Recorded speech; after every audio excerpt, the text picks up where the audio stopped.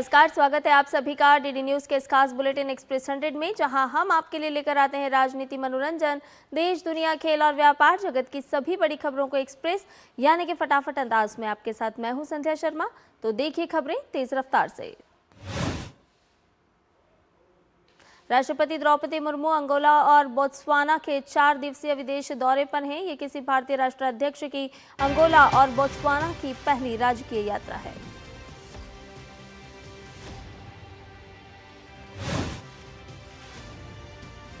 यात्रा के पहले चरण में राष्ट्रपति देर रात अंगोला पहुंची, जहां अंगोला के विदेश मंत्री ने उनका स्वागत किया। राष्ट्रपति द्रौपदी मुर्मू आज अंगोला के राष्ट्रपति जोआओ लोरेंको से द्विपक्षीय वार्ता करेंगी, साथ ही प्रतिनिधिमंडल स्तर की वार्ता में भी भाग लेंगी। राष्ट्रपति मुर्मू अंगोला की स्वतंत्रता के 50 वर्ष पूरे होने के समारोह में शामिल होंगी और फिर अंगोला संसद को संबोधित करेंगी। अंगोला में इंडियन कम्युनिटी एसोसिएशन के उपाध्यक्ष ब्रजेश प्रसाद ने राष्ट्रपति की यात्रा को लेकर कहा कि ये यात्रा दोनों देशों के संबंधों को और प्रगाढ़ करने में मदद करेगी।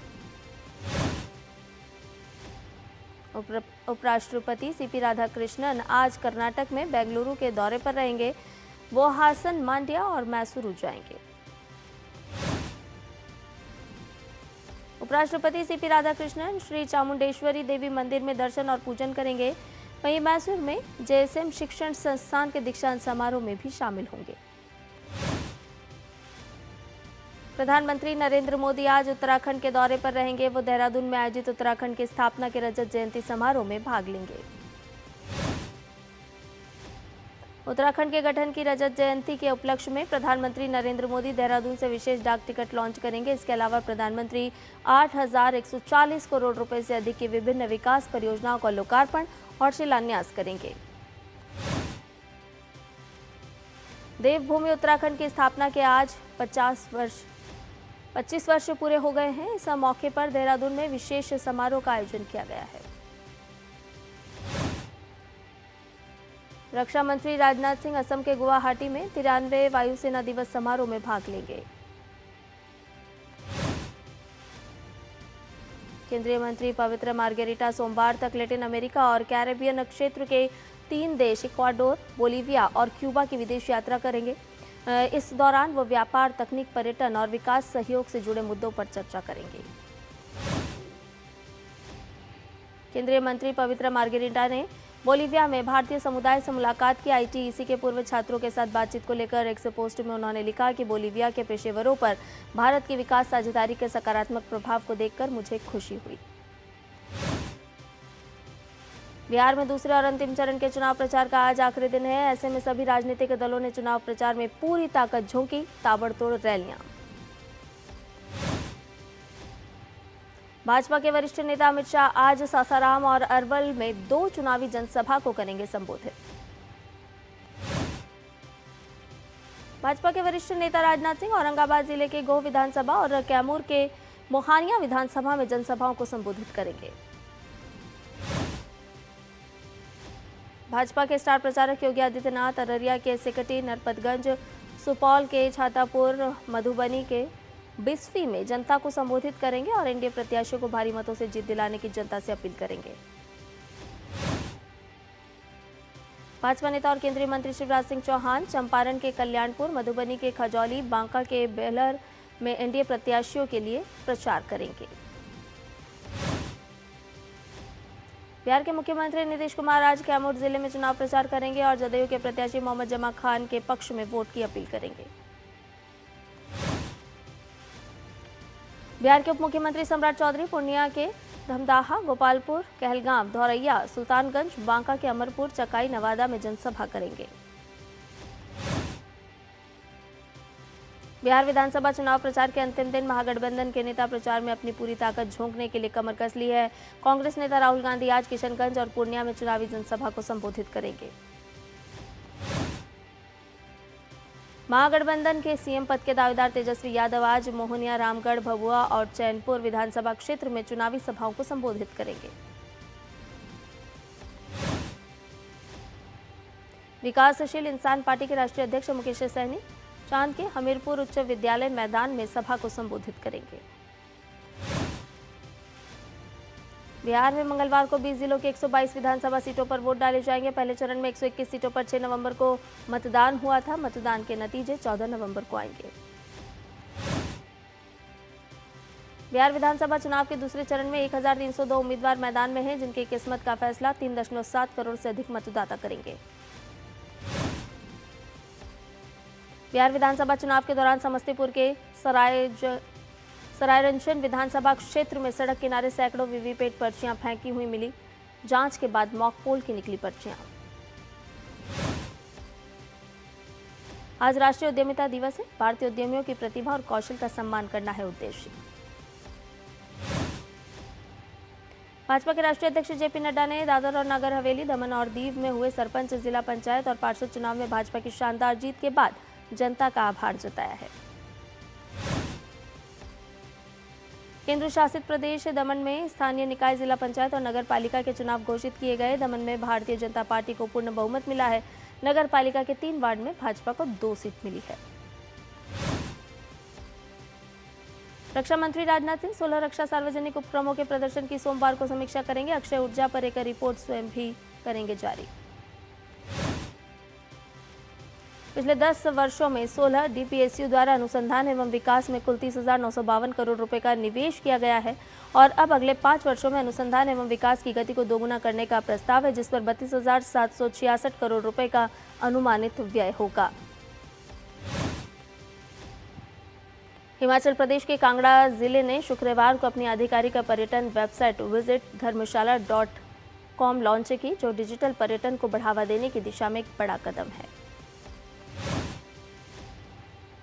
तिब्बती आध्यात्मिक गुरु दलाई लामा ने मैक्लोडगंज स्थित अपने आवास पर आयोजित एक सॉफ्ट लॉन्च समारोह के माध्यम से इस पोर्टल का उद्घाटन किया।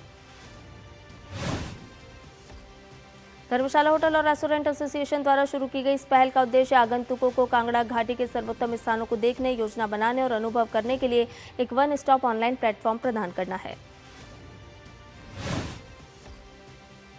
उदयपुर में राज्यव्यापी जनजातीय काष्ठ कला कार्यशाला का आयोजन किया गया। यूपी के बरेली पुलिस ने 2 अंतर्राज्यीय ड्रग गिरोहों का भंडाफोड़ किया और 2.5 किलोग्राम से ज्यादा नशीला पदार्थ जब्त किया। हरियाणा के मुख्यमंत्री नायब सिंह सैनी गुरु तेग बहादुर जी के 350वें शहीदी दिवस के अवसर पर रोहड़ी से राष्ट्रीय यात्रा में शामिल हुए।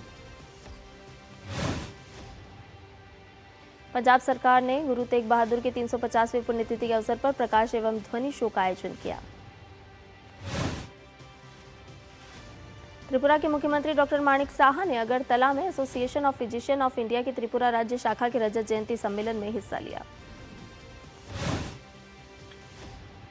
लोकसभा अध्यक्ष ओम बिरला सोमवार को नागालैंड के कोहिमा में राष्ट्रमंडल संसदीय संघ भारत क्षेत्र 3 के 22वें वार्षिक सम्मेलन का उद्घाटन करेंगे। मुख्य न्यायाधीश न्यायमूर्ति BR गवई ने सुप्रीम कोर्ट बार एसोसिएशन की पहली सभी के लिए न्याय एक दौड़ को हरी झंडी दिखाई। गुजरात के मुख्यमंत्री भूपेंद्र पटेल ने सरदार एट 150 एकता मार्च, एक भारत आत्मनिर्भर भारत जिला स्तरीय पदयात्रा कार्यक्रम में लिया भाग। उत्तर भारत में तापमान में लगातार गिरावट दर्ज की जा रही है। पहाड़ों पर बर्फबारी के बाद राजधानी दिल्ली में भी ठंड बढ़ने लगी है। 5 से 6 दिन तक उत्तर पश्चिम और उससे सटे मध्य भारत में रात का तापमान सामान्य से 2 से 5 डिग्री सेल्सियस कम रहने की संभावना है।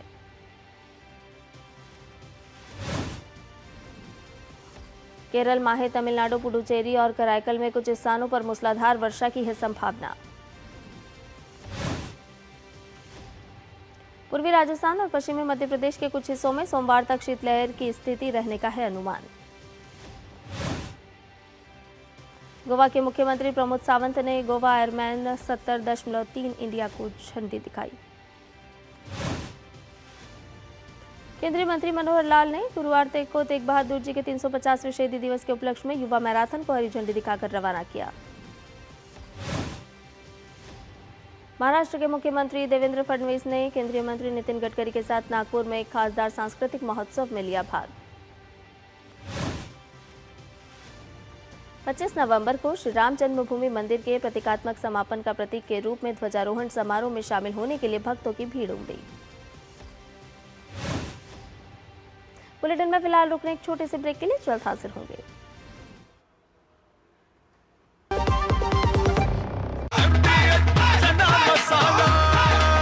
अब छोलिया हो या लोबिया, सफेद चने या काले चने, सब कुछ मजेदार बने।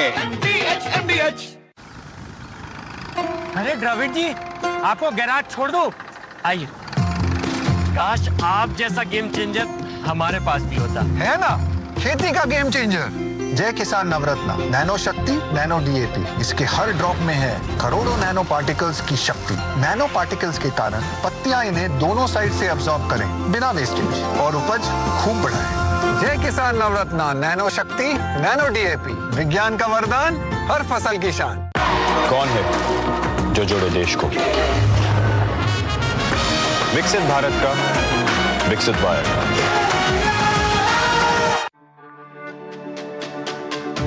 मेरी पसंद, मेरी पसंद, मेरी पसंद, मेरी पसंद, हमारी पसंद, हम सबकी पसंद। मजबूत देश का मजबूत सरिया हो गया स्टील। ओ हरि भैया, अरे वाह, खेतों में कौन सी फसल लगाए हो? 12 महीने कमा कर दे ऐसी फसल। क्या? मैंने नया व्यवसाय शुरू किया है। उसके लिए पैसे?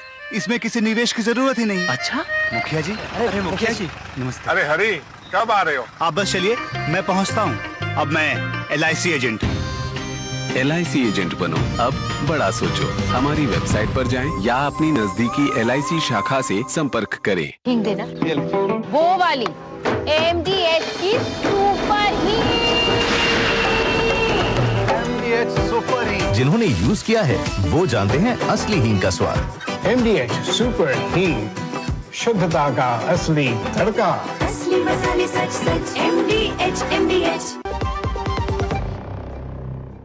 और ब्रेक के बाद एक्सेस 100 में आपका एक बार फिर से स्वागत है। आइए बाकी की खबरों को जानते हैं फटाफट अंदाज में। सेना commander lieutenant general Manoj Kumar Katiyar ने जम्मू और कश्मीर में वज्र कॉप्स के परिचालन तत्परता की समीक्षा की। इस दौरान उन्होंने जवानों को प्रोत्साहित किया और उनकी तैयारियों की सराहना भी की। जम्मू कश्मीर में BSF के DG दलजीत सिंह चौधरी ने BSF मुख्यालय से हाफ मैराथन की शुरुआत की। कार्यक्रम में जवानों और नागरिकों ने बढ़ चढ़कर भाग लिया। भारतीय सेना 10 से 23 नवंबर तक श्रीलंकाई सेना के साथ मित्र शक्ति 2025 का अभ्यास करेगी। इस दौरान दोनों सेनाएं संयुक्त संचालन क्षमता और रक्षा सहयोग मजबूत करने के लिए काम करेंगी। केंद्रीय मंत्री पीयूष गोयल ने मेलबर्न में ऑस्ट्रेलियाई मंत्रियों जॉन फैरल और एंड्रयू जॉयल्स के साथ बैठक की। बैठक में चर्चा भारत ऑस्ट्रेलिया आर्थिक साझेदारी और ECTA के विस्तार पर केंद्रित रही। भारत ऑस्ट्रेलिया साझेदारी बीते कई सालों में मजबूत हुई है। इस बीच दोनों देशों के बीच द्विपक्षीय व्यापार 24 अरब डॉलर पर पहुंचा। साथ ही निर्यात में 14% की वृद्धि दर्ज की गई। केंद्रीय पेट्रोलियम एवं प्राकृतिक गैस मंत्री हरदीप सिंह पुरी ने बताया कि 23 वर्ल्ड क्लास रिफाइनरियों और 258.2 MMTPA की कुल क्षमता के साथ भारत अब टॉप 5 रिफाइनिंग देशों में शामिल हो गया है। केंद्रीय मंत्री ने बताया कि मिशन अन्वेषण के तहत अब तक 8000 ग्राउंड लाइन किलोमीटर की सिस्मिक मैपिंग पूरी हो चुकी है। सबसे बड़े ऊर्जा खोज अभियान के साथ भारत का लक्ष्य 20,000 किलोमीटर से अधिक क्षेत्र कवर करना है।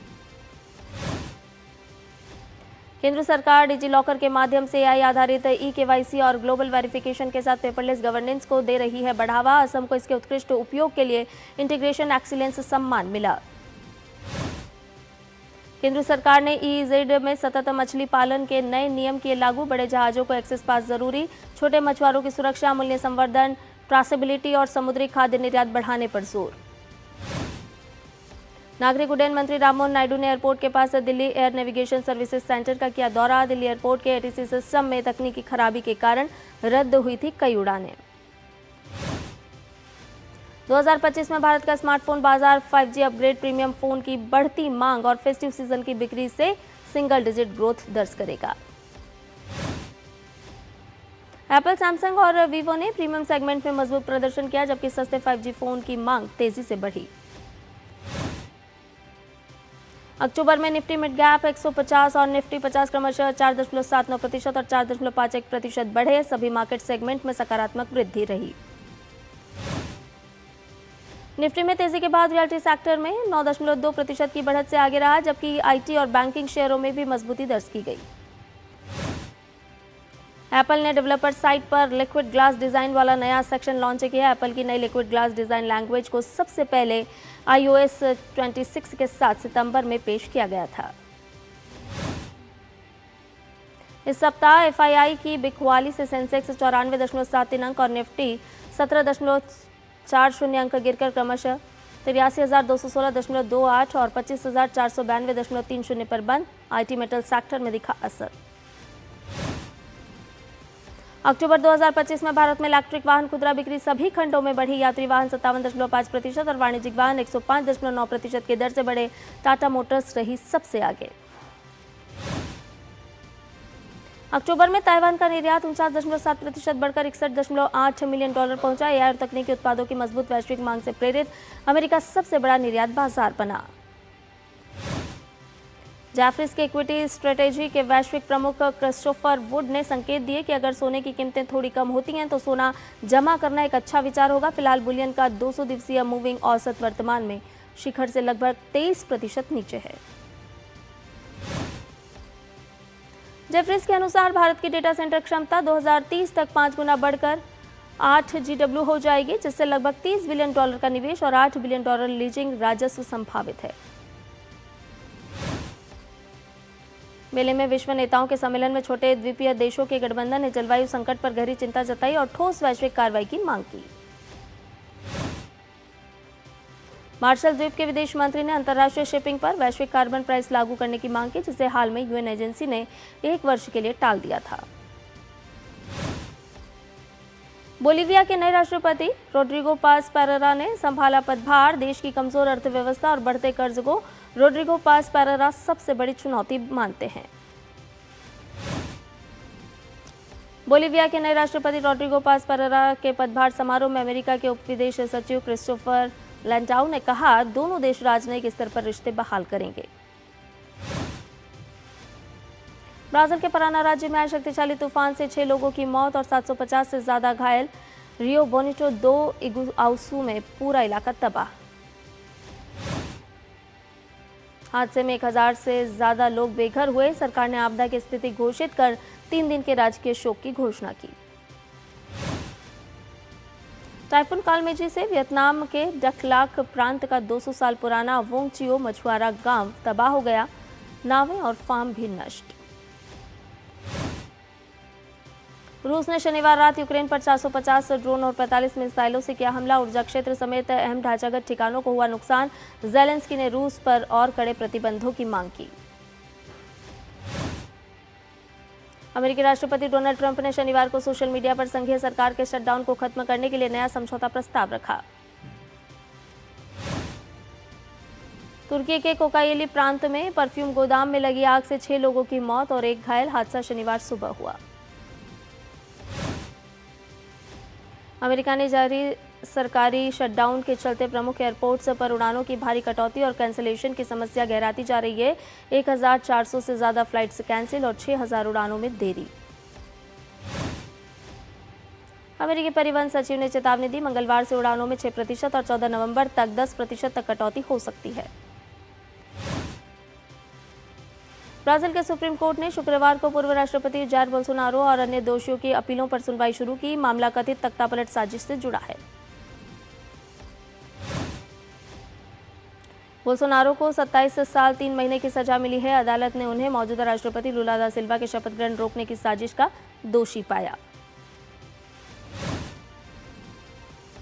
केन्या के मानवाधिकार कार्यकर्ता बॉब नजागी और निक ओयो को शनिवार को 39 दिन बाद युगांडा में हिरासत से रिहा किया गया।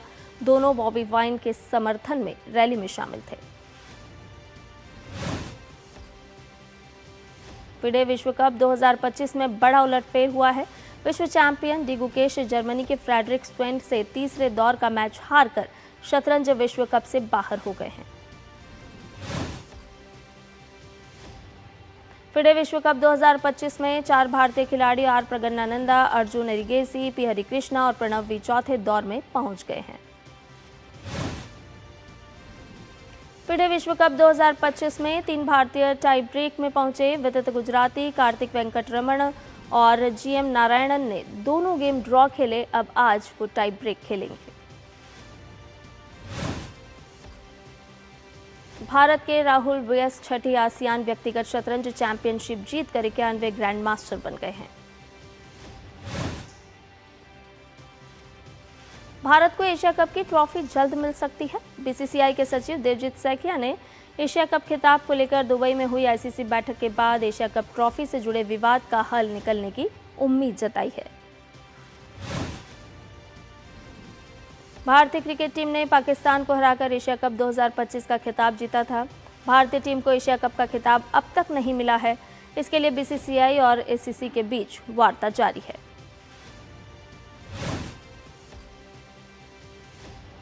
ब्रिस्बेन में ऑस्ट्रेलिया और भारत के बीच 5वां और अंतिम टी20 मुकाबला बारिश के कारण हुआ रद्द। इसके साथ ही भारत ने 5 मैचों की सीरीज 2-1 से जीत ली है। भारतीय निशानेबाजों ने मिस्र के काहिरा में आयोजित आईएसएसएफ वर्ल्ड चैंपियनशिप में शानदार शुरुआत की है। पहले ही दिन भारत ने 4 पदक जीते, जिसमें 1 स्वर्ण, 1 रजत और 2 कांस्य पदक शामिल हैं।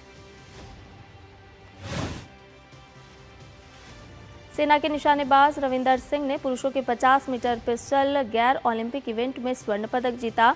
इसके साथ ही टीम स्पर्धा में भारत को रजत पदक दिलाने में भी अहम भूमिका निभाई।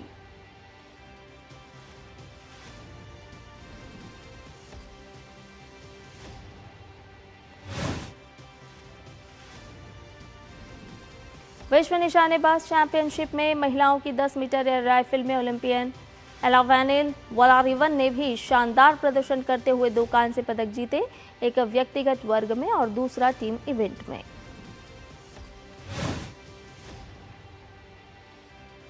भारतीय निशानेबाज अर्जुन बाबूता ने निशानेबाजी वर्ल्ड चैंपियनशिप के पहले दिन पुरुषों की 10 मीटर एयर राइफल स्पर्धा के फाइनल में 7वां स्थान हासिल किया।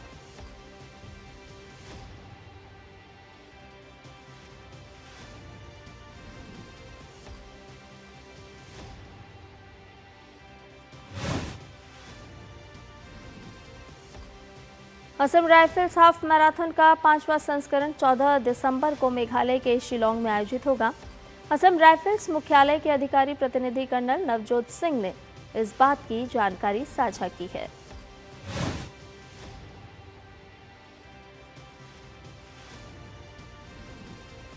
असम राइफल्स के 5वें संस्करण में 12 वर्ष से लेकर 60 वर्ष से अधिक आयु के 3000 से अधिक धावक 3 अलग अलग वर्गों 5, 10 और 21 किलोमीटर में भाग लेंगे।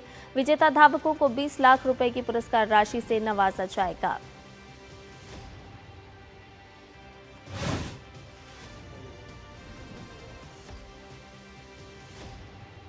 कर्नल नवजोत सिंह ने कहा कि इस मैराथन का लक्ष्य सैन्य बलों के बीच स्वास्थ्य और सौहार्द को बढ़ावा देने के साथ प्रधानमंत्री नरेंद्र मोदी के फिट इंडिया मूवमेंट के साथ जुड़ने के लिए प्रोत्साहित करना है।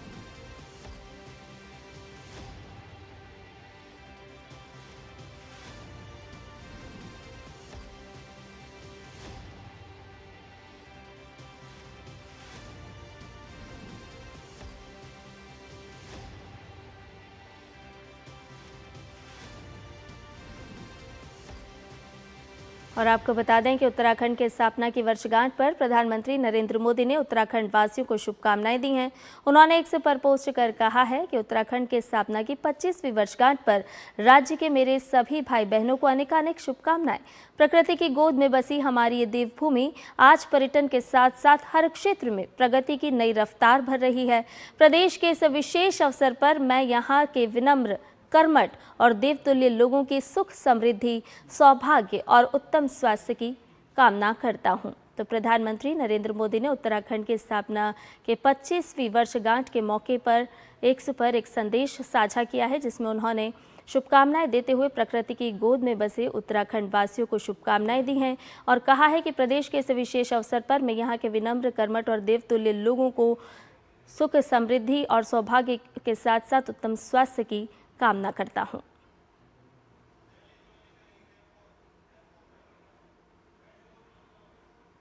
और एक्सप्रेस न्यूज में फिलहाल के लिए इतना ही। मुझे दीजिए इजाजत। नमस्कार।